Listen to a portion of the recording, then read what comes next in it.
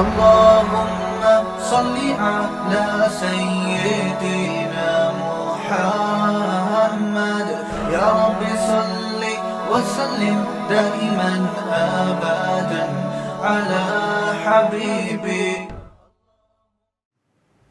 ابراہیم علیہ الصلاۃ والسلام کے بارے میں قرآن نے کیا کہا؟ اذ جاء ربہ بقلب سلیم. سلیم کا مطلب ٹھیک، عیب سے پاک. تو قرآن کہہ رہا ہے کہ ابراہیم علیہ السلام کا دل جو تھا وہ عیب سے، برائیوں سے پاک تھا. کیا مطلب؟ ہم یوں کہہ سکتے ہیں آسان لفظوں میں کہ ابراہیم علیہ السلام کا دل ٹھیک تھا. اور جب دل ٹھیک ہوتا ہے، یعنی دل کا مطلب یہ نہیں کہ اس میں کولیسٹرول نہیں تھا، اس کی رگیں کھلی ہوئی تھیں، یہ مطلب نہیں ہے. دل کا مطلب باطن ٹھیک تھا، اندر سے کیا تھے؟ ٹھیک تھے. اور جب انسان اندر سے ٹھیک ہوتا ہے تو اکثر باہر سے بھی ٹھیک ہوتا ہے وہ. تو میرے اور آپ کے لیے سب سے زیادہ اہم جو چیز ہے وہ یہ کہ میں ٹھیک ہوں یا نہیں ہوں. یہ سب سے امپورٹنٹ چیز ہے. اور ٹھیک بننے کے لیے دو چیزوں کا جاننا ضروری ہے. ایک، ٹھیک کی ڈیفینیشن کیا ہے، ٹھیک کی تعریف کیا ہے. دوسرا، پھر وہ ٹھیک بنتے کیسے ہیں. قرآن دونوں چیزوں کو فوکس کرتا ہے. میں بتاتا ہے کہ ٹھیک کسے کہتے ہیں، ٹھیک کی ڈیفینیشن کیا ہے، اور ٹھیک بننے کا طریقہ کیا ہے. ٹھیک بن گئے تو جنت ہے، ٹھیک نہ ہوئے تو کیا ہے؟ جہنم میں. اب چونکہ ٹھیک کے بارے میں ہمارا کانسیپٹ ہی کلیئر نہیں ہے کہ ٹھیک کہتے کس کو ہیں، اس لیے ہم کبھی انگریزوں کو ٹھیک کہہ رہے ہوتے ہیں، کبھی امریکیوں کو ٹھیک کہتے ہیں، کبھی جاپانیوں کو ٹھیک کہتے ہیں، کبھی پڑوسیوں کو ٹھیک کہتے ہیں، حالانکہ اللہ کی نظر میں وہ ٹھیک بولو نہیں ہوتے. اور سب سے بڑی غلطی ہے جب ہم اپنے آپ کو ٹھیک کہہ رہے ہوتے ہیں، پھر تو بہت ہی بڑا جرم کر رہے ہوتے ہیں ہم. حضرت مولانا اشرف علی تھانوی رحمہ اللہ تعالیٰ کی کتاب ہے آداب معاشرت، آپس میں رہن سہن کے آداب. وہ ہم سب کو پڑھنی چاہیے. انگریز کے ایٹیٹیوڈ اور انگریز کا تو بہت بعد میں ہے. ہمارے علماء بہت پہلے ان مسائل کو لکھ چکے ہیں قرآن و سنت کی روشنی میں، کہ جب آپس میں رہا جاتا ہے تو کیسے رہا جاتا ہے، کون سا عمل ایسا ہے جس سے دوسرے کو تکلیف ہوگی. یہ بہت ضروری ہے. یہ کتاب اسکولوں میں نصاب کا، سلیبس کا حصہ ہونا چاہیے. دیکھو جاپان میں لوگوں میں واقعی بہت تہذیب ہے، واقعی بہت تمیز ہے. تو آپ کیا سمجھتے ہیں یہ تمیز کہاں سے آئی ہے؟ اسکولوں میں جاپان میں بچوں کو تعلیم بعد میں دی جاتی ہے، تمیز پہلے سکھائی جاتی ہے. سمجھ رہے ہو؟ اور ہمارے ہاں اسکولوں میں بچوں کو تعلیم بعد میں بھی نہیں دی جاتی، اور تمیز کے بجائے باقاعدہ بدتمیزی سکھائی جاتی ہے. تو پروگرام بڑھے گا کہ نہیں بڑھے گا پوری قوم کا؟ کیا خیال ہے؟ جاپان میں تعلیم بعد میں، ہمارے ہاں تعلیم نہ پہلے نہ بیچ میں نہ بولو بعد میں. جو پڑھے اپنے بل بوتے پہ ہی پڑھے میں، نہ پہلے نہ بیچ میں نہ بعد میں. اور جاپان میں تہذیب بچوں کو پہلے سکھائی جاتی ہے، ہمارے ہاں پہلے بھی نہیں سکھائی جاتی. چلو غنیمت تھا نہ سکھاتے بھائی، ابا اماں سے جو تہذیب سیکھی ہے اسی پہ عمل کر لیتے. نہ بلکہ باقاعدہ بہت سے اسکولوں میں بد تہذیبی سکھائی جاتی ہے. جب آرڈر پہ بندے کو بدتمیز بنایا جا رہا ہو تو اس سے تمیز کی امید رکھ سکتے ہو؟ کیا خیال ہے بھائی؟ تو اس لیے آپ حضرت مولانا اشرف علی تھانوی کی کتاب ہے آداب معاشرت، آپس میں رہن سہن کے آداب. تھوڑی گاڑی اردو ہے، جو لفظ سمجھ میں نہ آئے کسی سے پوچھ لیں. پرانی اردو ہے نا، ہونا یہ چاہیے اس کو اب آسان اردو میں یا انگلش میں چھاپا جائے، کیونکہ انہوں نے رہن سہن کے وہ آداب لکھے ہیں جو قرآن و سنت سے ثابت ہیں. المسلم من سلم المسلمون من لسانہ ویدہ، مسلمان وہ ہے جس کی زبان اور ہاتھ کے شر سے دوسرے مسلمان محفوظ رہیں. یہ نہیں، وہ ایک بات اکثر کہا کرتے تھے کہ ایسا عمل نہ کرو آپ سے کوئی پوچھے کہ اس سے تو فلاں کو تکلیف ہوئی ہے، آپ کو میرا تکلیف پہنچانے کا ارادہ نہیں تھا. یہ کافی نہیں ہے. تکلیف نہ پہنچانے کا باقاعدہ ارادہ کرو. بعض دفعہ آپ کا ارادہ, اب دیکھو جو ہر وقت سیلفی لے رہے ہیں, ان کا تکلیف پہنچانے کا ارادہ تھوڑی ہے, وہ تو محبت میں کر رہے ہیں نا یہ کام. میں یہاں سے جب آسٹریلیا جا رہا تھا نا, اب پرانا قصہ ہو گیا, اب نہیں پتہ چلے گا کس کی بات ہو رہی ہے. شروع میں نے اس لیے نہیں بتایا کہ وہ بندہ نہ سمجھ جائے کہ یار میری بات ہو رہی ہے, پھر یہ غلط ہو جاتا ہے. اب 13-14 گھنٹے کی فلائٹ تھی, میں نے لیپ ٹاپ لیا, میں نے کہا آج میں پورے جتنے بھی کام میرے رہ گئے ہیں نا سارے نمٹا دوں گا. 12-13 گھنٹے بہت ہوتے ہیں نا, بہت سارے علمی کام رکے ہوئے تھے بھائی, اب سارے کام کیا کروں گا, نمٹاؤں گا. جہاز میں اور کوئی کام ہے نہیں بھائی, نمٹاؤ اب سارے کام. تو کیا ہوا, ایک صاحب آ کے الحمدللہ محبت میں ہی بیٹھ گئے, اور اللہ کے فضل سے انہوں نے خیریت, آپ خیریت سے ہیں, میں خیریت سے ہوں, فلانا خیریت سے, 6-7 گھنٹے الحمدللہ خیریت میں الحمدللہ پی گئے.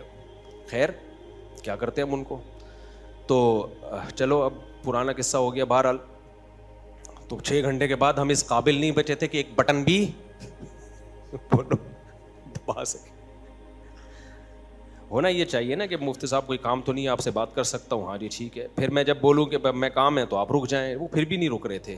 ایسا بھی ہوتا ہے, میجورٹی تو رک جاتی ہے جب بتاؤ نا میں ذرا بزی ہوں تو رک, پھر یوں کر کے دیکھ بھی رہے ہوتے ہیں لیپ ٹاپ کو, یوں کر کے نا. بعض لوگ, سب نہیں, میجورٹی اتنی بری نہیں ہے کہ دیکھے. تو ان چیزوں سے ہمیں بچوں کو, مجھے بھی سیکھنے کی ضرورت ہے, میں کوئی بہت نیک نہیں ہوں, تو ہم سب کو سیکھنے کی ضرورت ہے. یہ کتابیں گھروں میں داخل کریں. آداب معاشرت, آپس میں رہن سہن کے آداب سمجھتے ہو کہ نہیں سمجھتے؟ ہاں بعض دفعہ سیاسی طور پہ بدتمیز بننا پڑتا ہے, وہ ایک الگ چیز ہے. اپنے اوپر مصنوعی غصہ مسلط کرنا پڑتا ہے, وہ ایک بالکل الگ چیز ہے. کچھ مجبوری کے احکام الگ ہوتے ہیں, تو وہ ایک الگ ٹاپک ہے, پھر کبھی اس کو لے کے چلیں گے. تو اس کتاب میں مولانا اشرف علی تھانوی نے کتنی زبردست بات لکھی. فرمایا جب تمہارے گھر میں کوئی شخص آئے تو سب سے پہلے اس کو بیت الخلاء کا راستہ بتاؤ. کیا بتاؤ اس کو؟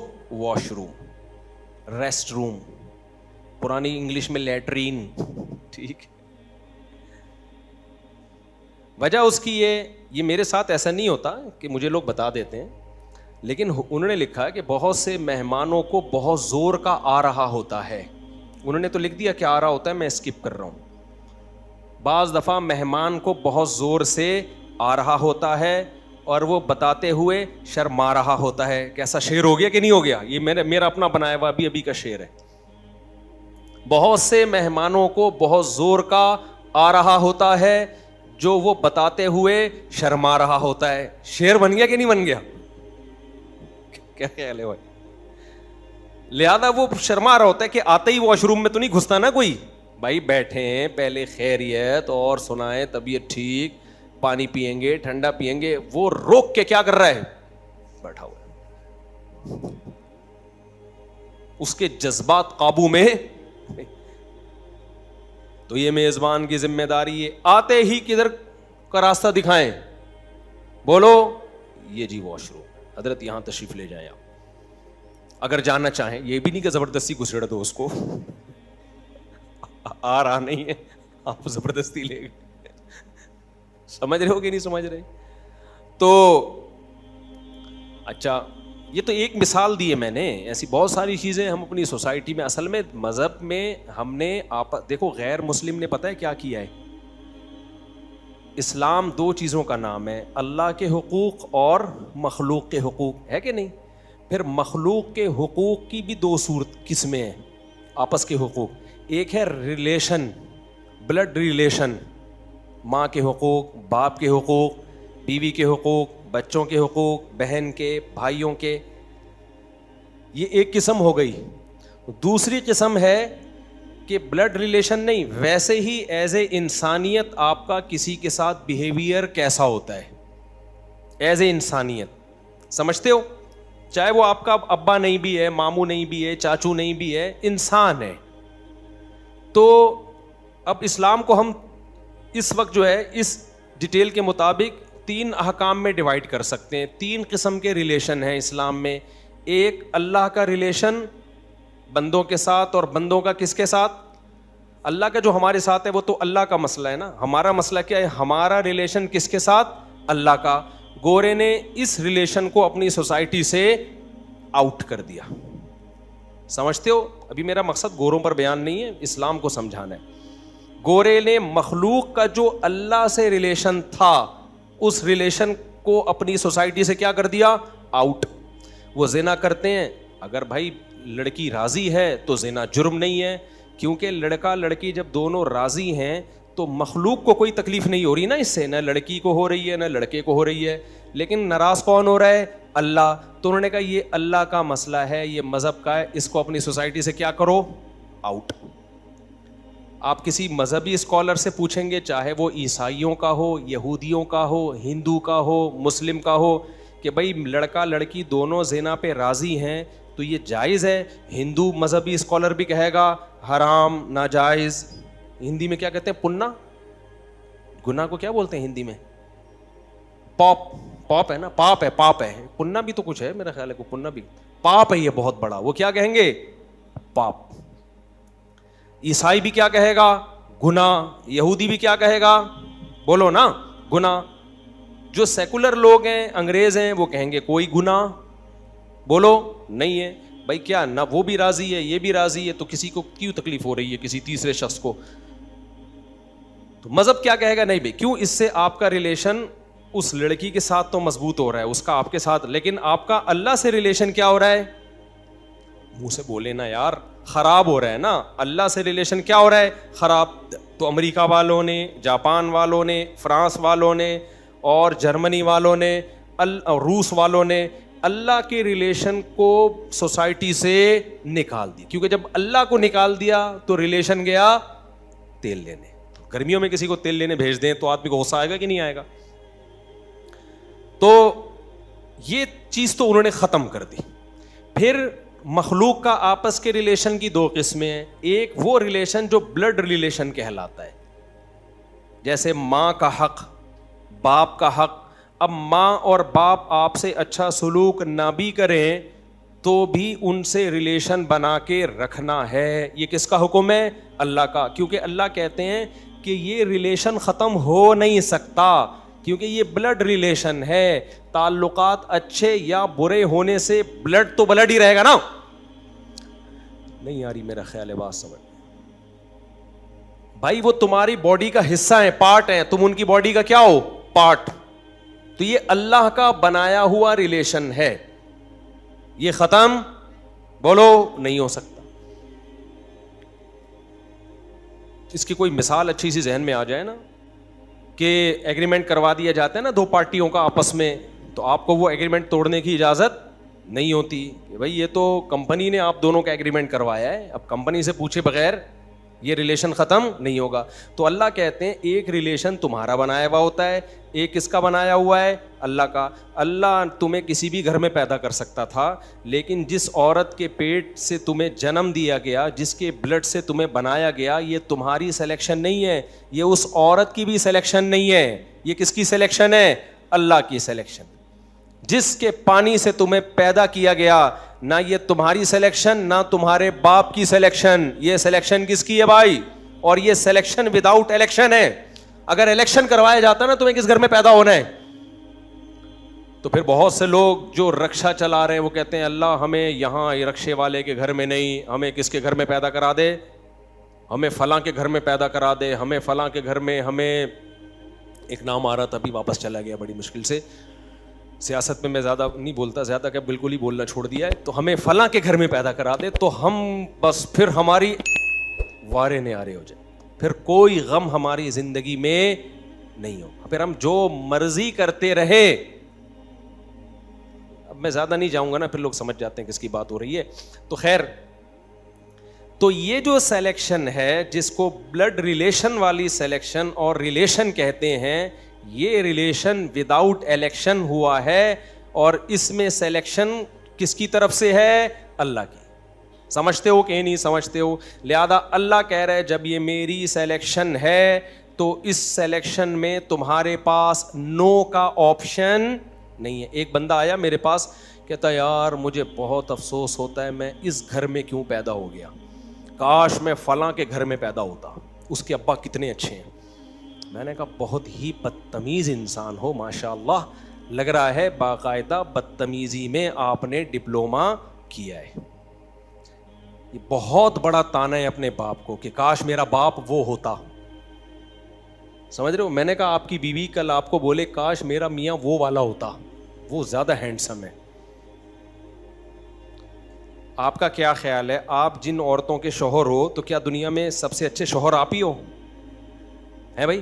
اور بہت سارے شوہر ایسے ہیں کہ آپ کی بیوی کو وسوسہ آئے گا کاش میں اس کی بیوی ہوتی, وہ زیادہ ہینڈسم ہے, وہ زیادہ مالدار ہے, وہ زیادہ خوش اخلاق ہے, بلکہ پھر اس کی بیوی بنے گی تو اور اچھے اچھے مارکیٹ میں لوگ نظر آئیں گے. تو اگر آپ کی بیگم آپ سے کہہ دے کہ آپ کا پیٹ کا سائز بھی اتنا بڑا اور آپ کا وزن بھی اتنا زیادہ, فلاں جو ہے نا آپ کا جو دوست جو عید پہ آپ کے ساتھ گھر میں کباب کھانے کے لیے آیا تھا کیا ہینڈسم ہے, کاش میں اس کی بیوی ہوتی. بولو بھائی, تو آپ کو کیسا لگتا؟ آپ کو غصہ آتا؟ پھر وہ کہتی غصہ کیوں آ رہا ہے, رائے کا اظہار کر. میں یہ تھوڑی کہہ رہی ہوں کہ مجھے طلاق دے دے میں وہاں شادی کرنا چاہتی ہوں, میں تو ایک اظہار کر رہی ہوں کہ کاش ایسا ہوتا, کاش میری قسمت میں ہوتا, میں خریدتا ایک کھوتا, کبھی تو سوار ہوتا کبھی میں سوار ہوتا. غریب لوگ پرانے زمانے میں نا اسی طرح کے شعر کہا کرتے تھے, پہلے کھوتے کی بڑی ویلیو تھی نا. بھائی ہو سکتا ہے نا آپ کی بیگم کو کوئی بندہ نظر آئے بڑا ہینڈسم, آپ کے وہ کاش ایسا ہوتا, دل میں وسوسے کی حد تک پتہ نہیں کس کس کے کیا کیا خیال آئے ہوں گے. لیکن اگر وہ اس وسوسے کو زبان پہ لے آئے اور آپ سے کہ میرے دل میں خیال آ رہا ہے رہ رہ کے, اور اس خیال کا اظہار کیے بغیر میں رہ نہیں پا رہی, لیکن یہ خیال کی حد تک ہے, وسوسے کی حد تک ہے, اسے آپ حقیقت نہ سمجھنا. آپ ایک دم جوش میں آؤ گے, بیگم بولو کیا خیال آ رہا ہے. وہ کہے دیکھیے آپ سیریس نہیں ہو جائیے گا, آپ کا جو دوست ہے نا جو آپ کے ساتھ بقرعید پہ گائے لٹا کے ذبح کر رہا تھا, ابھی تو بقرعید کو چند دن گزرے نا تو وہ مثال زیادہ آ گئی, وہ کتنا کیوٹ کتنا ہینڈسم ہے. ہو سکتا ہے وہیں آپ کی رگ پھڑکنا بولو شروع, لیکن آپ براڈ مائنڈیڈ, آپ نے کہا نہیں بھائی غلط کیوں لے کے جاؤں, نیگیٹو کیوں لے کے جاؤں, ویسا ہی اچھا لگ رہا ہوگا. لیکن آپ کی بیگم یہاں تک خاموش بولو نہیں ہوئی. پھر وہ کہتی ہے, آپ کہتے ہیں ٹھیک ہے ہاں واقعی ہینڈسم تو ہے, بہت ہی براڈ مائنڈیڈ ہے نا آپ نے اس کو اچھے رخ پہ لے کر گئے نا. آپ نے کہا تھینک یو میرے دوست کی تم نے تعریف کی, بڑے گھروں میں ایسا ہی ہوتا ہے, تھینک یو میرے دوست کی تم نے تعریف کی, کتنا کیوٹ کتنا ہینڈسم ہے, بہت اچھا لگا کہ میرے دوست کی تم نے کیا کی ہے, کیونکہ دوست کی تعریف حقیقت میں میری سلیکشن کی تعریف ہے کہ میں نے کیسے خاندانی آدمی کو دوست بنایا ہوا ہے. Thank you Begum, nice to meet you. بیگم یہاں تک چپ نہیں ہوئی کیونکہ وہ آپ سے زیادہ براڈ مائنڈیڈ تھی, سمجھ رہے, وہ آپ سے زیادہ پڑھی لکھی تھی. آج کل پڑھے لکھے کو اسی کو کہا جاتا ہے, جو پڑھی لکھی بے پردہ پردے میں ہو اور اسکارف لے ہو اس کو لوگ پڑھا لکھا نہیں سمجھتے. تو کہتی ہے کاش میں اس کی بیوی ہوتی, اسٹریٹ فارورڈ اس نے یہ کہہ دیا. آپ کو غصہ آئے گا کہ نہیں آئے گا بولو. آپ نے کہا بیگم یہ کیا بیہودہ بات تم نے زبان سے نکالی ہے. تو وہ کہے دیکھیے میں یہ نہیں کہہ رہی کہ آپ مجھے ڈیورس دیں اور میں اس سے شادی کروں, میں تو صرف ایک رائے کا اظہار کر رہی ہوں. میرا جسم میری مرضی, میری کھوپڑی میری رائے, میری زبان میرا سینٹنس. کیا خیال ہے بھائی؟ بھائی جسم میرا جسم میری مرضی, میری کھوپڑی میرا خیال, یعنی میرا مائنڈ جو میرے مائنڈ میں آئے. کوئی گورنمنٹ کی طرف سے پابندی ہے کہ آپ کے دماغ میں یہ والا خیال آنا چاہیے یہ والا نہیں آنا چاہیے, کوئی لگا سکتا ہے؟ تو میرا جسم میری مرضی, میری کھوپڑی میرا مائنڈ میرا خیال تو زبان بھی میری, زبان میری تو اظہار بھی میرا. کیا خیال ہے بھائی؟ اس کو بند کر دیں کائنڈلی, ریکارڈ نہ کریں. تو آپ کی کھوپڑی ایک دم گھومے گی کہ نہیں گھومے گی؟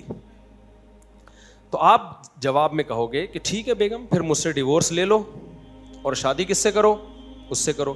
وہ جواب میں کہ نہیں میرا ایسا کوئی ارادہ نہیں, بس ایک دل میں خیال آیا تھا, میں چاہتی تھی کہ وہ زبان پہ آ جائے, کیونکہ میں منافق نہیں ہوں کہ دل میں کچھ اور زبان پہ کچھ اور.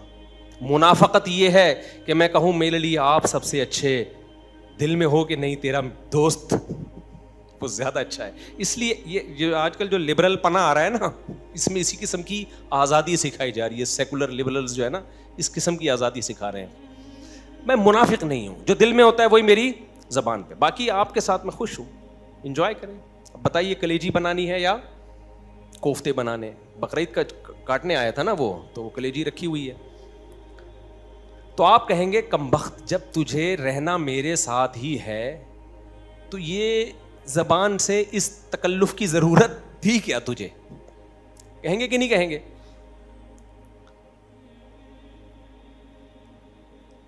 حالانکہ یہ جو سلیکشن ہے نا کہ اس عورت نے آپ کو شوہر بنایا, یہ اللہ کی سلیکشن بعد میں ہے, عورت کی سلیکشن پہلے. اس نے خود قبولا ہے.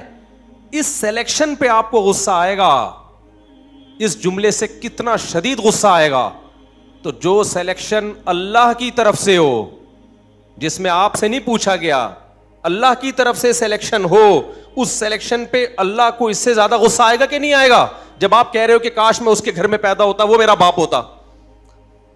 کیونکہ آج بہت سے نوجوانوں کے دل میں نا کھوپڑیاں آؤٹ ہو گئی ہیں. مجھ سے آگے کہہ رہے ہیں کہ کاش میں, اب پرانا قصہ ہو گیا, وہ نوجوان نہیں سمجھے گا کہ میں اس کی بات ممبر پہ کر رہا ہوں. مجھ سے آ کے کہہ رہا ہے کہ کاش میں فلاں کے گھر میں پیدا ہوتا, وہ اس کے ابا بہت اچھے ہیں, میرے والے ابا اچھے نہیں ہیں. تو میں نے کہا کہ تو پیدا ہی نہ ہوتا تو سب سے اچھا تھا. جو ابا اللہ نے آپ کو دے دیے نا, تو یہ آپ کی مرضی کے بغیر دیے, پوچھے بغیر دیے. تو یہ گاڈ, یہ خدا کا سلیکشن ہے. جب اللہ نے اس کے بلڈ سے, اس کے خون سے آپ کو بنا دیا, تو اللہ یہی چاہتا ہے کہ یہی آپ کا باپ ہو اور یہی عورت آپ کی ماں ہو. تو جب اللہ نے کر دیا, تو جن کا خدا سے کوئی ریلیشن ہی نہیں ہے وہ تو کہیں گے کاش یہ میرے ڈیڈ نہ ہوتے.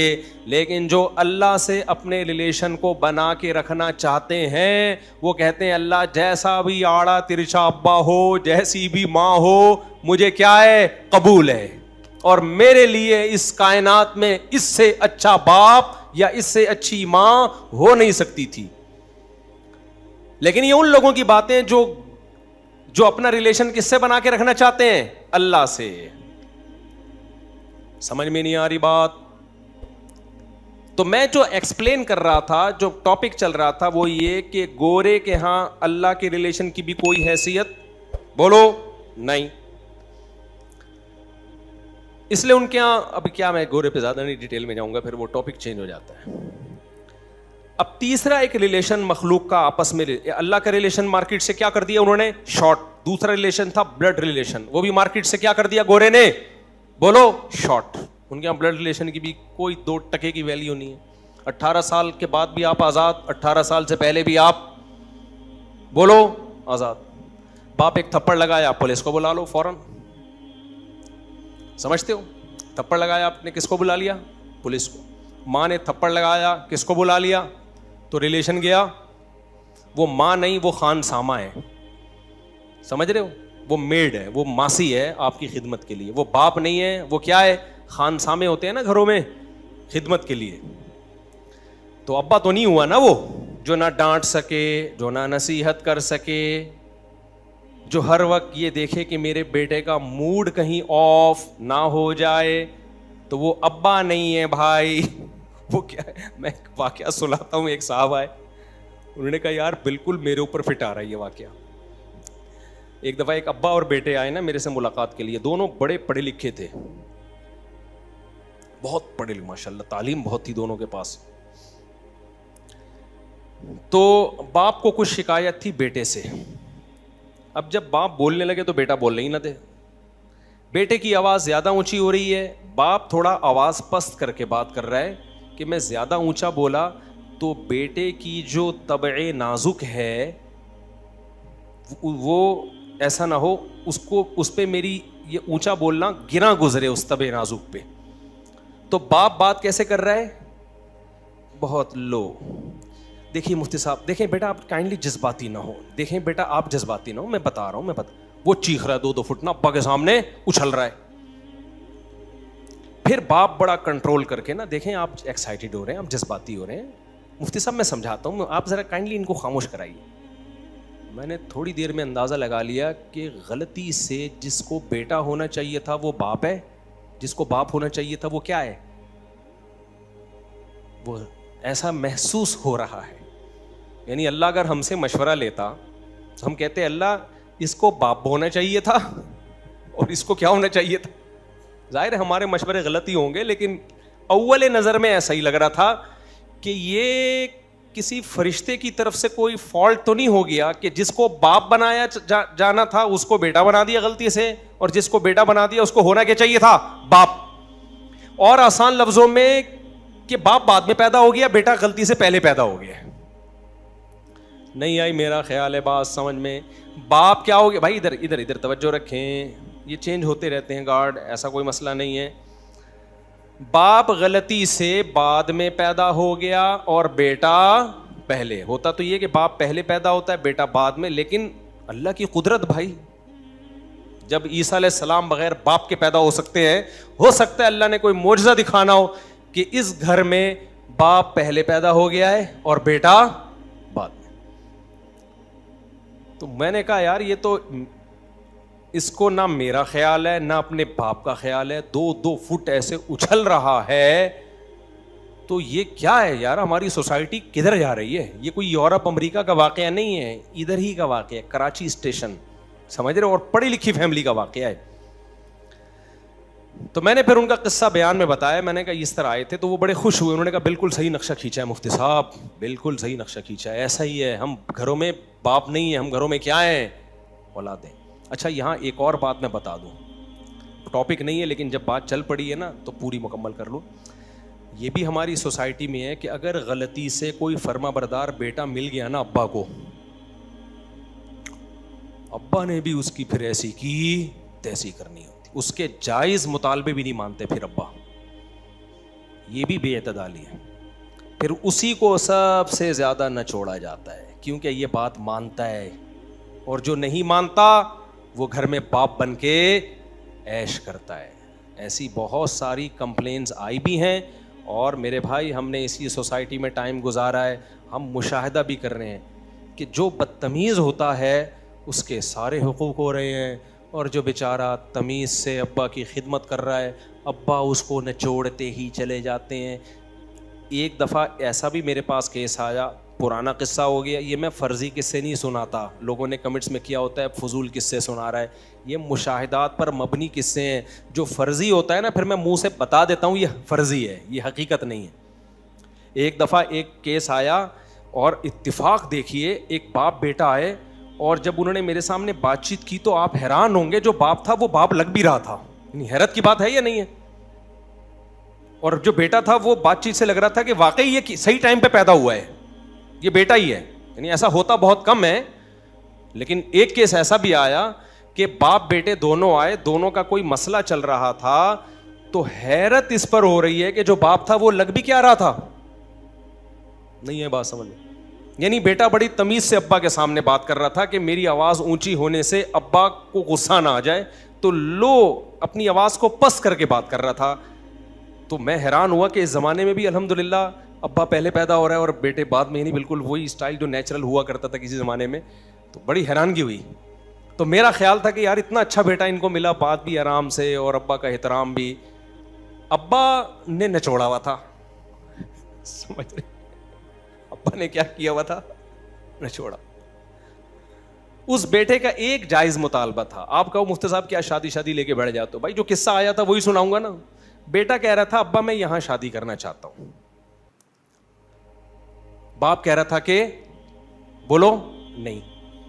تو میں نے باپ سے پوچھا کہ کیوں نہیں کر رہے, کیا وہ لڑکی چرس پیتی ہے, آپ کو ڈر ہے کہ ہمارے خاندان میں چرس آنا نہ شروع ہو جائے, یا اس لڑکی کے خدا نخواستہ 20 بوائے فرینڈ ہیں, کیا آپ کو ڈر ہے کہ ایسا نہ ہو موبائل پہ کوئی اور ہو, سامنے کوئی اور ہو اور دل میں کوئی اور ہو, کوئی غیر اخلاقی کردار کی بری ہے. نہیں بھائی کوئی کردار کی بھی بری نہیں ہے, بس ابا کی گھوٹ آ کے اٹک گئی ایک جگہ, یہاں نہیں, کہیں بھی کرا دوں گا یہاں نہیں. میں نے اس کے باپ کو اتنا سمجھایا, میں نے کہا تیرا بیٹا ناجائز ریلیشن نہیں قائم کر رہا, کما بھی رہا ہے, اب اسے کوئی پسند آ گئی ہے, خدا کے بندے اس کا تو اتنا تو کر لو یار, اتنا تمیز والا بچہ اللہ نے تمہیں دیا ہے تو کچھ اس کے بھی تو حقوق ہیں, کچھ اس کی بھی تو چاہتے ہیں. بھائی 1 گھنٹہ باپ کو سمجھایا ہے, ٹس سے مس نہیں ہوا, وہ ٹس سے ہلا نہیں ہے اپنی جگہ سے. تو پھر جب اولاد باغی ہو جاتی ہے تو کہتے ہیں ہمارا بچہ ہمارے ہاتھوں سے نکل گیا ہے. ایک اور کیس, یہ قصے سنانے میں پتہ ہے کہ آپ قرآن نے بھی واقعات بہت سنائے ہیں. لوگ مجھے کہتے ہیں آپ قرآنی آیات کم پڑھتے ہیں, میں آیت ایک پڑھتا ہوں, اس کو ایکسپلین کرنے میں وہ واقعات سناؤں گا جو سوسائٹی میں چل رہے ہیں, کیونکہ ہم نے 1400 سال پرانی سوسائٹی کی اصلاح نہیں کرنی, ہم نے قرآنی آیات جو منطبق کرنی ہے اس سوسائٹی پہ کرنی ہے. تو اس سوسائٹی میں جو ظلم ہو رہا ہے نا, تو وہی واقعات تو میں سناؤں گا نا. کیا خیال ہے بھائی؟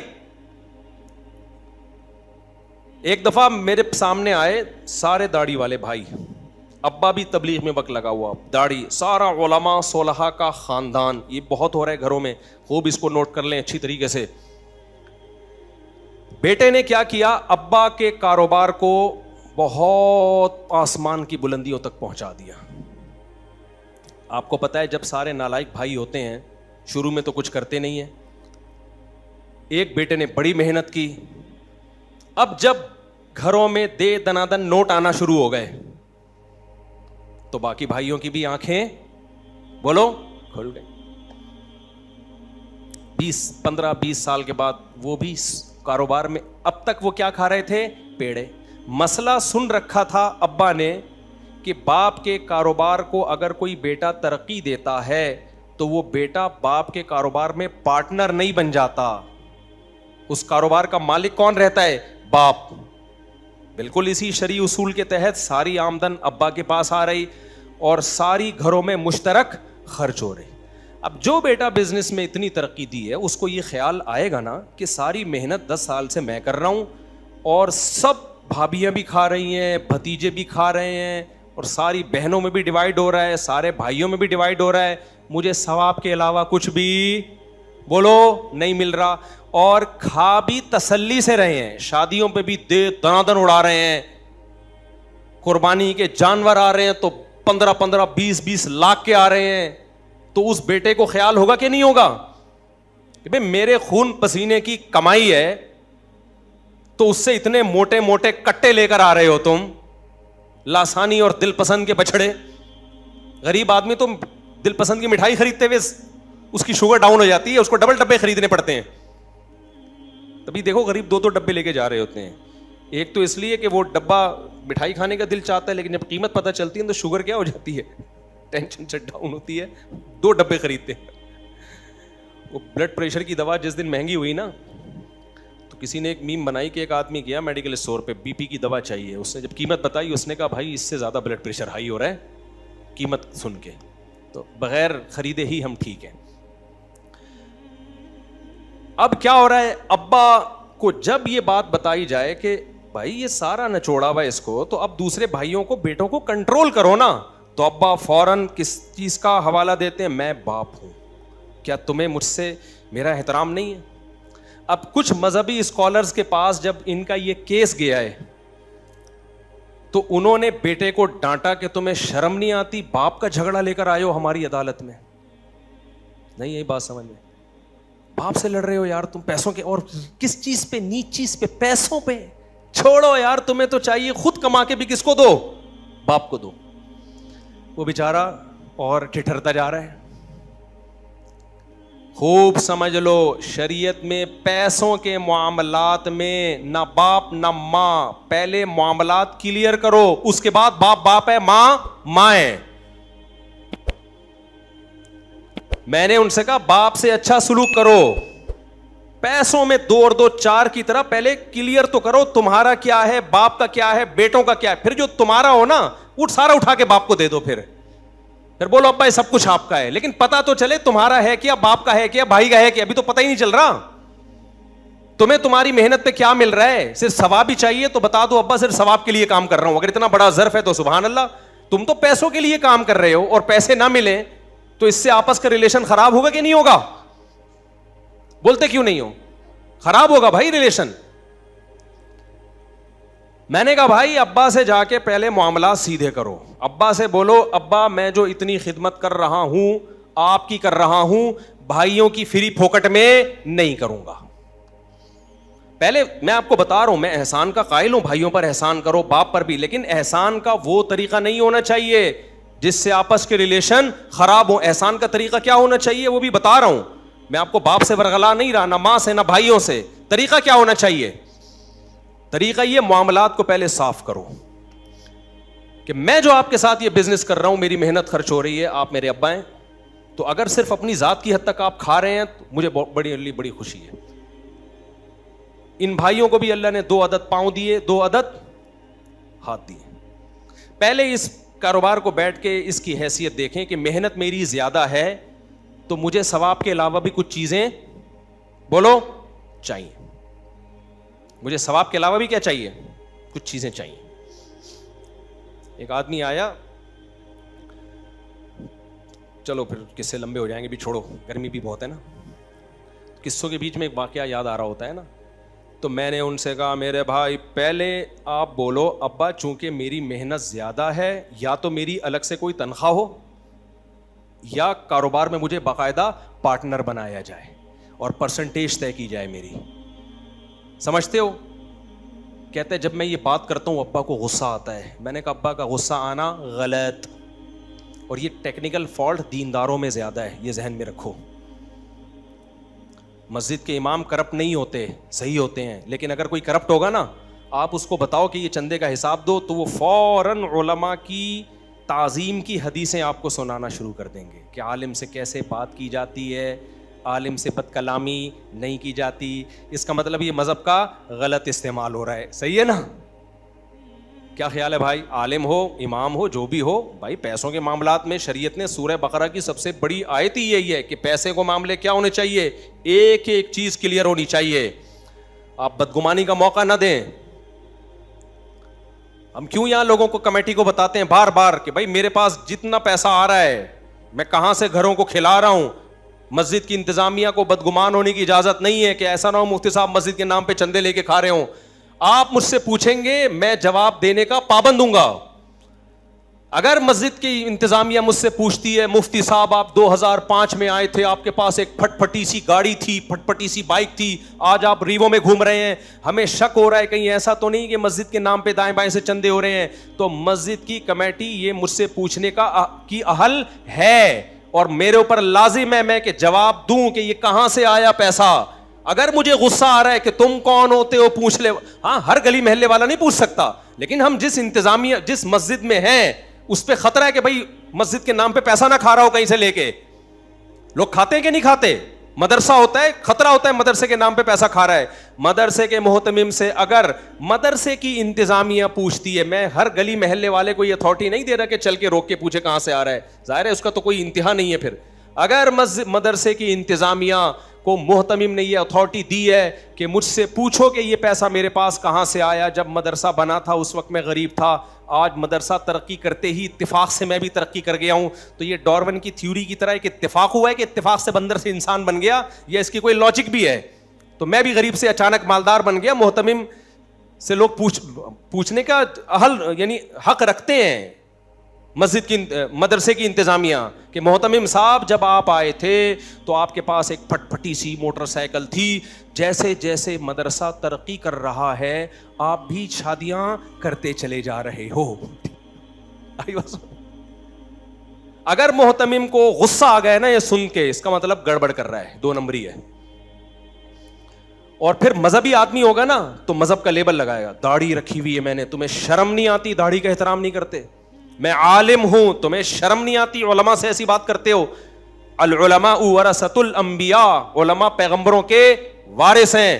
اور بھائی جان آپ حدیث کو کہاں فٹ کر رہے ہو؟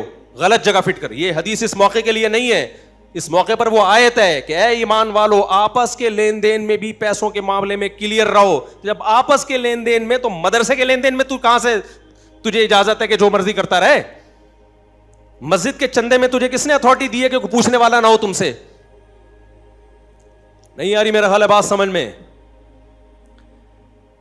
تو کہاں سے کہاں بات چلے گئی؟ تو ابا جو تھے نا، ابا، یہ مذہبی لوگوں میں زیادہ بڑا مسئلہ ہے، فوراً ایسے موقع پہ مذہب کا استعمال کرنا شروع. تو میں تو یہاں یہ رفیع بھائی بیٹھے ہوئے ہیں، شاکر بھائی بیٹھے ہوئے ہیں، یہ ہماری کمیٹی کے ممبر رہے ہیں، یہ لوگ، یہ گواہ ہیں. میں نے 100 دفعہ بولا ہے بھائی میرے اوپر انگلی نہیں اٹھانا، مجھ سے پوچھنا کہ یہ کہاں سے آئی ہے ریوو آپ کے پاس، آپ 4 گھروں کو کیسے پال رہے ہو، آپ پوچھو گے میرے ذمے جواب ہے. اگر مجھے غصہ آ گیا اس کا مطلب دائیں بائیں سے، ٹھیک ہے نا، کیا کر رہا ہوں میں، الگ سے رسیدیں چھاپی ہوئی ہیں پھر ہم نے. تو ابا اب کیا کر رہے ہیں؟ ابا کیونکہ وہ نیک ہیں، انہوں نے ابا کے فضائل قرآن و سنت میں سنے ہوئے ہیں، گھروں میں ابا کا احترام بھی ہوتا ہے، لہذا رزلٹ یہ نکل رہا ہے کہ اب ابا سے اگر بیٹا کوئی بات کرتا ہے اور جھگڑا ہوتا ہے تو وہ کیس جاتا ہے کسی مذہبی اسکالر کے پاس. مذہبی اسکالر بیٹے کو ڈانٹنا شروع کر دیے. سارے ایسے نہیں ہوتے جو علماء مفتیان کرام ہیں، وہ کبھی بھی ایسا نہیں کرتے کہ ابا کو ناجائز فیور کرنا شروع کر دیں، لیکن نارملی تو ایسا ہی ہوتا ہے. یار تجھے شرم نہیں آتی، پیسوں پہ جھگڑ رہا ہے، وہ بھی کس سے؟ باپ سے. انتا و مالو اکا لی ابی کا، تیرا مال سارا تیرے باپ کا مال ہے، حدیث ہے. تو میرے پاس جب آیا نا تو میں نے کہا یہ جو حدیث میں آتے ہیں نا تیرا سارا مال تیرے باپ کا ہے، اس کا مطلب پہلے پتا ہو کہ تیرا ہے کیا اس میں، یا تو تیرا پتہ ہی نہیں چل رہا ہے تیرا ہے کیا.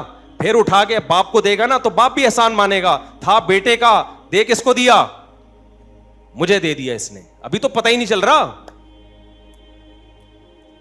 اور یہ اخلاقی ترغیب ہے. حدیث کا مطلب یہ نہیں ہے کہ بیٹا جو کچھ کمائے اور باپ کو ضرورت بھی نہ ہو پھر بھی، کیونکہ ایسے ابا بھی ہم نے دیکھے ہیں.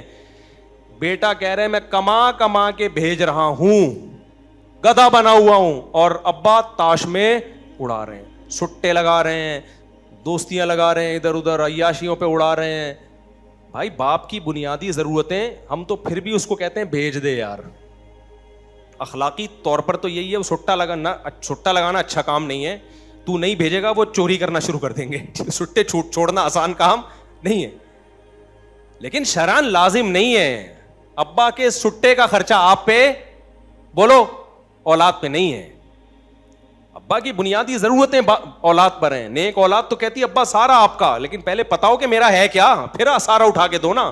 یہاں تو پتہ ہی نہیں چل رہا. تو میں نے کہا بھائی آپ اپنے ابا کو لے آؤ، اگر وہ مجھے ثالث بناتے ہیں تو میں ان سے کہوں گا آپ ظلم کر رہے ہو اولاد کے اوپر، کیونکہ یا تو اس کی الگ سے تنخواہ رکھو بیٹے کی، یا اس کو کاروبار میں کیا بناؤ، پارٹنر. اور میں نے کہا اپنا الگ اکاؤنٹ کھلواؤ، آپ کا جتنا پیسہ ہوگا اس الگ اکاؤنٹ میں جائے گا. پھر بے شک کوئی قربانی کے کٹے لائے یا بچڑے لائے یا شادیوں پر دولت اڑائے، یہ کس کا ہیڈیک ہے؟ یہ پھر اس کا ہیڈیک. ورنہ بعض ماں باپ وہ کام کر رہے ہوتے ہیں، اولادوں کو لڑوا رہے ہوتے ہیں آپس میں، ایسے کام کر رہے ہوتے ہیں، اور مرنے کے بعد ان کے لیے جہنم بنا کے جاتے ہیں دنیا میں. ہمارے شیخ مفتی رشید احمد صاحب رحمہ اللہ تعالی ایسے خاندانی تھے نا، لیکن معاملات میں کیسے کلیئر. خاندانی کتنے پہلے یہ بتا دوں، اپنے باپ کے ساتھ کیسا سلوک اور اپنی اولاد کے ساتھ کیسا، یہ 2 چیزیں آپ سن کے حیران ہو جاؤ گے. اپنے باپ کے ساتھ کیسا سلوک تھا. ہمارے شیخ کے جو والد تھے انہوں نے 80 سال کی عمر میں شادی کی. شرمندگی ہوگی لیکن بالکل آپ کو شرمندہ ہونے کی ضرورت نہیں ہے، کیونکہ آپ 30 سال میں بھی نہیں کر رہے. تو میں نے کہیں بتایا تھا 80 سال میں، پھر بعد میں کسی نے کریکشن کی کہ 80 میں نہیں 90 میں کی تھی. اب واللہ عالم میں بھول گیا 80 میں تھی یا 90 میں. جب شادی کی ہے تو اللہ نے اولاد بھی دی. سمجھتے ہو؟ ہمارے حضرت کے جو والد تھے انہوں نے زندگی میں ساری جائیداد تقسیم کر دی تھی اولادوں میں. سب کچھ ہینڈ اوور کر دیا کس کے؟ اولاد کے. خالی ہو گئے تھے بھئی یہ تمہارا تاکہ بعد میں مسائل نہ ہو. حضرت کے حصے میں بھی اچھی خاصی پراپرٹی آئی. اب حضرت کے والد نے جب کہہ دیا کہ بھئی یہ سب کچھ، تو حضرت نے کے والد نے ایک اور شادی کر لی بڑھاپے میں. اللہ کی قدرت، اللہ نے اولاد دے دی ان کو. انہیں نہیں پتا تھا میری صحت اتنی اچھی ہے. جب اولاد ہوئی ہے تو حضرت کے والد پریشان ہوئے کہ بھائی میں تو ساری جائیدادیں بولو بانٹ چکا ہوں، اب اس بیچارے کے لیے تو کچھ بچا ہی نہیں ہے. تو حضرت کے والد نے اب خیال کیا کہ سارے بیٹوں کو بلایا جائے اور ان سے واپس لی جائے تھوڑا تھوڑا حصہ، کہ بھائی اپنے حصوں، اب کیونکہ جب آپ کسی کو کوئی چیز گفٹ میں دے دیں اور ہینڈ اوور کر دیں تو وہ اس کا مکمل مالک بن جاتا ہے. تو حضرت کے والد نے سوچا کہ بھائی واپس لے لیتا ہوں، تھوڑا تھوڑا کر کے، سب سے تھوڑا تھوڑا کر کے اس بیٹے کے لیے بھی کچھ رکھ دیتا ہوں. سب کو بلایا، ہمارے حضرت کو جب بلایا اور حضرت کے والد نے کہا دیکھو کیسا اصول پہ چل رہے ہیں، زبردستی نہیں لے رہے کیونکہ ملکیت میں دے چکے ہیں. حضرت کے والد بھی خاندانی تھے کہ نہیں تھے؟ بھائی ان سے ریکویسٹ کر لیتا ہوں، گزارش کر لیتا ہوں کہ یار تمہارا نیا بھائی آ گیا ہے، تھوڑا سا اس کے لیے دے دو. تو حضرت کو بلایا، فرمایا کہ بھائی تھوڑی تھوڑی جائیدادیں یا اپنے حصے میں سے دستبردار ہو جائیں. حضرت فرماتے ہیں میں نے والد صاحب سے کہا کہ یہ سب کس کا ہے؟ آپ کا. بھائی ہم نے تو کچھ بھی نہیں کمایا اس میں، یہ سب کس کا ہے؟ آپ کا. اور فرمایا کہ مجھے اسے اپنا بولتے ہوئے شرم آ رہی ہے، یہ کہتے ہوئے شرم آ رہی ہے کہ یہ کس کا ہے؟ میرا ہے. ہم نے کیا کمایا؟ تو سب آپ نے کمایا، سارا آپ کا. صدقہ کر دیں، دوسرے بھائی کو دے دیں یا خود رکھ لیں. اولاد کا ایٹیٹیوڈ وراثت کے بارے میں 100% یہی ہونا چاہیے. اور یہ بے شرم اولاد جو ہے نا، باپ کی زندگی میں جائیدادیں مانگ رہی ہوتی ہے کہ ہمیں ہمارا حصہ دو. بھائی تمہارا ہے کہاں؟ مرنے کے بعد ہوگا تمہارا، ابھی تھوڑی ہے. ابھی تو باپ کو حق ہے جہاں جائے جو مرضی کرے اس کے ساتھ. اخلاقی طور پر غلط ہے، اولاد کو دینا چاہیے لیکن رائٹ نہیں ہے تمہارا ابھی. حضرت نے فرمایا سارا کس کا ہے؟ آپ کا. میرا ہے ہی نہیں، 1 روپے میرا نہیں ہے، اور شرم آ رہی ہے، اپنا بولوں گا بھی نہیں اس کو. یہ ایٹیٹیوڈ کس کے ساتھ تھا؟ ابا کے. نہیں آئی بات؟ اور ابا بھی کیسے خاندانی ہے بھائی جب ہینڈ اوور کر چکا ہوں تو اب بیٹوں سے پرمیشن لینی پڑے گی تاکہ ان کے دل میں نہ آئے کہ ہم سے ہماری ملکیت چھینی جا رہی ہے. ایسا مالی معاملات میں انسان کو کیا ہونا چاہیے؟ کلیئر. آگے اللہ نے حضرت کو اولادیں دی تو حضرت فرماتے ہیں میرے بچے جب جوان ہوئے، ان کی جب شادیاں ہوئیں تو میں نے ان سے کہا کہ اب ہر ایک گھر تھا نا، اس میں سب کو الگ الگ کمرے دے دیے، اب ہر کمرے میں سب میٹر لگے گا، جو جتنی بجلی استعمال کرے گا اس کا بل وہ خود دے گا. ایسا نہیں ہوگا کہ کوئی استری بہو جلا کے، میں اپنی طرف سے اب میں تفصیل کر رہا ہوں. اس بہو ہوتا کیا ہے جوائنٹ فیملی میں، ایک بہو استری چلا کے بھول گئی، بل کون دے رہا ہے؟ تمہارا باپ. صحیح ہے، الگ سے اس استری کا بل اس کا شوہر بولو نہیں دے گا. ایک دن ایک بہو چولہا جلا کے بھول گئی، سو گئی، سارا دن تی رہی ہے، اس کا بل کون دے گا؟ اس بہو کا شوہر. اس کا بل تمہارا باپ نہیں دے گا. یہ حضرت نے نہیں کہا تھا، یہ میرا اسٹائل ہے.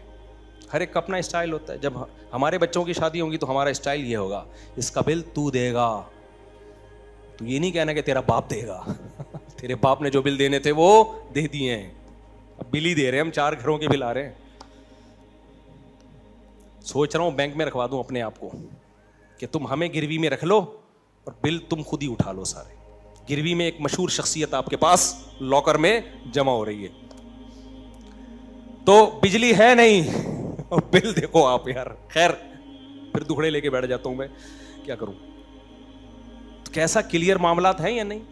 حالانکہ ایسا نہیں ہے کہ حضرت کے بیٹوں میں کوئی بخل تھا، یہ حضرت میں کوئی کنجوسی تھی. حضرت کو اللہ نے بہت دیا تھا. حضرت کر سکتے تھے کہ بھائی بھلے استری جلی چھوڑ دو، بھلے چولہا جلا رہ جائے، بل دینے کے لیے تمہارا باپ بیٹھا ہوا ہے. حضرت کو پتا تھا بعد میں کیا پھیلیں گی اس سے نفرتیں. کبھی باپ کے دل میں خیال آئے گا یار شادیاں بھی میں نے کرا دیں اور استری وہ جلی چلا کے چھوڑ دیتی ہے، بل ہم بھر رہے ہیں، ہمارا خیال نہیں ہے. چولہا جلا کے چھوڑ دیا، بل ہم بھر رہے ہیں. بقرعید پہ موٹے موٹے کٹے آ رہے ہیں، پیسے کون دے رہا ہے؟ ہم دے. اس سے آپس میں کیا پھیلے گی؟ نفرتیں. تو ہر وہ چیز جو نفرت پھیلنے کا ذریعہ بنے اسے پاؤں کی ٹھوکر سے اڑا دو، سوسائٹی سے اس کو آؤٹ کر دو. اور مالی معاملات میں گڑبڑیں جتنی نفرت پھیلانے کا ذریعہ بنتی ہیں اتنی کوئی اور چیز ذریعہ نہیں بنتی. اس لیے حضرت نے فرمایا جس بیٹے کی شادی ہوئی मीटर अलग, उसका बिल वो देगा। समझ में आ रही है बात? फिर भले इस्त्री जला के छोड़ दो, चूल्हा जला के छोड़ दो, ये तुम्हारा हेडेक है। नहीं आई मेरा ख्याल है बात? तो ज्वाइंट फैमिलियों में बाकायदा लड़वाने के प्रोग्राम अब्बा और अम्मा की तरफ से लॉन्च किए जाते हैं। एक बेटा कमा कमा के भेज रहा है, दूसरे पेड़े खा रहा है बैठ के। एक सऊदीया से पैसे भेज रहा है और दूसरा यहां क्या कर रहा है? दूसरा भाई यहां पे वो लट्टू खेल रहा है, वो स्नोकर में पैसे उड़ा रहा है। अब मां को बेटा बोलता है, अम्मा मैं इसलिए थोड़ी भेज रहा हूं कि ये चर्स पिए। अम्मा फौरन अपने मां होने का ताना शुरू कर, मैं तुझे दूध नहीं बख्शूंगी। ये होता है? होता नहीं है, हो रहा है। बाप फौरन कि तू भेजेगा वरना मैं आज से तेरा बाप नहीं हूं। फिर अब्बा के फजाइल, ये भाई ये गलत फजाइल सुना रहे हो, ये अब्बा के फजाइल सुनाने का मौका नहीं है। माली मामलात में अब्बा हो या अम्मा हो, मामला क्या रखो? क्लियर। आपको बताओ मेरा कितना पैसा है, इसका कितना पैसा है, उसके बाद फिर सखावत करो। फिर सखावत पसंद भी की जाएगी, फिर सखावत से रिलेशन मजबूत होगा। समझ रहे हो? फिर रिलेशन मजबूत। आपका पैसा आपके अकाउंट में आ गया, फिर आप सारा अब्बा के अकाउंट में ट्रांसफर कर दो। अब्बा था मेरा, गिफ्ट कर रहा हूं किसको? आपको। अब्बा कहेगा मेरा बेटा, सुभान अल्लाह क्या खूब बेटा है, रिलेशन मजबूत होगा। ये जो अजीब से अछम्बे में रखा हुआ है ना, ये पता ही नहीं किसका माल कितना है, कौन उड़ा रहा है, इससे जितना मर्जी अब्बा पे खर्च करो, जितना मर्जी अम्मा पे खर्च करो, इससे रिलेशन फिर भी मजबूत नहीं होगा। इससे रिलेशन क्या होगा? खराब। देखो एक आखिरी मिसाल दे के बात खत्म करता हूं। हम जब दावतों पे जाते हैं दोस्त अहबाब मिल के, भाई पता होता है कि इसकी तरफ से दावत है, इसकी तरफ से दावत है, ये खिला रहा है, ऐसा होता है कि नहीं होता? बात क्लियर होती है, कोई रिलेशन आपस में खराब नहीं होता। लेकिन 10 दोस्त दावत पे जा रहे हैं, पता ही नहीं कब किस कमबख्त ने पैसे देने हैं। ठीक है, एक दो दफा में सखावत होती है, एक बंदा उठ के दे देगा। दूसरी दफा गए फिर उसी बंदे ने दे दिया, सखावत में दे दिया ना। तीसरी दफा गए फिर उसी बंदे ने दे दिया। चौथी दफा में वो दावत में आएगा, वो बहाना करेगा कि आप लोग दावत खाने जाओ, मुझे कोई जरूरी काम है। नहीं आई बात? हां, पहले से वो बता दे कि इस दफा भी मैं खिलाऊंगा, अगले दफा भी मैं खिलाऊंगा, तीसरी दफा भी, वो खुद वो मुंह से फूटे और आपको पता हो इसके अकाउंट से पैसे जा रहे हैं, तो वो 100 दावतें भी कर लेगा आपकी। लोग कर रहे होते हैं। लेकिन ये जो मुबहम चीज है ना, पता ही नहीं किस कमबख्त की जेब से पैसे निकलेंगे। ये एक दो दफा में ठीक होता है भाई, बार बार ठीक। हमारे एक दोस्त है चाइना में ना, एक साहब चिपक गए उनके साथ। जब भी वो खाना खाते वो आके बैठ जाते। आप सुहेल भाई का वाकया, आपके बेटे का ठीक है ना, उन्होंने सुनाया वाकया ये मसले बता रहा हूं। लोग कहते हैं ना किससे कहानियां सुना रहा होता है, हवाई बातें। हवाई नहीं है, इनके बेटे का वाकया है। चाइना में एक खाना खाने के लिए जब बैठते, एक बंदा आ जाता, गपशप के बहाने ना आके बैठ जाता, पाकिस्तानी। चाइना वाले एक काम नहीं, वो चाइना में करेगा, वो रख के वहीं चमाट लगा देगा उसको। हम लोग चूंकि मुरव्वत में होते हैं, तो एक बंदा आके बैठ गया, खा लिया भाई, चलो एक दफा आया है तो बिस्मिल्लाह, ठीक है आप खा लें। दोबारा कहीं बैठे थे, फिर आके बैठ गया इन खाने के टाइम पे। अब इंसान पूछता तो है ना कि आप खाइए ना, उसने कहा चलें। एक दो दफा ना हल्का हल्का मना करेगा, नहीं देखें नहीं, चलें आप इतना इसरार कर रहे हैं तो खा लेता हूं। 2 दफा हो गया, तीसरी दफा हो गया, चौथी या 5वीं दफा में जब बिल बना ना, इन्होंने कहा इस दफा सारा बिल कौन पे करेगा? आप देंगे। सारा बिल कौन देगा?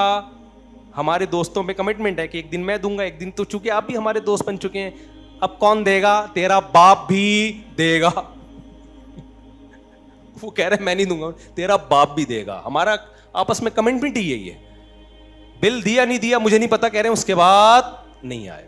तो ये जब 4-5 दोस्तों में लड़ाइयां हो जाती हैं इतनी सी बात पे, तो घरों में 1-1 साल, 2-2 साल, 10-10 साल से जब पैसों के लेन देन का ही ना पता हो, तो वो आपस में नहीं लड़ेंगे क्या? तो खूनी लड़ाइयां होंगी। तो पैसों के मामलात में दाढ़ी टोपी पगड़ी मत देखा करो। तो ये सब चीजें एक तरफ रख दिया करो मेरे भाई। पैसों के मामलात में क्या होना चाहिए? क्लियर। जब क्लियर मामले हो गए, फिर एहसान करो। ये मेरा भाई है, ये बंटे खेल जाके, ये ले पैसे, लट्टू खेल, ये देख मेरे तुझे अलग से चर्च के पैसे अलग से दे रहा हूं, मेरे पे बनते नहीं है, दे रहा हूं। दे नहीं, लेकिन एक मिसाल दे रहा हूं मैं कि गलत चीज पे भी खर्च पता तो चल रहा है ना किसका पैसा खर्च हो रहा है। अभी जो सिस्टम चल रहा है उसमें तो चर्च पीता रहेगा और धौंस आपके ऊपर जमाता रहेगा, बोलेगा भेज और पैसे भेज। क्योंकि घर जब सबकी जिम्मेदारी है तो तेरी भी जिम्मेदारी है, तो घर में तो सब कुछ आता है ना, सब कुछ सब मुश्तरका खर्च होगा, तो फिर तो यही हिसाब होगा जो ہو رہا ہے. اللہ ہمیں عقل عطا فرمائے مالی معاملات کو کلیئر کرنے کی.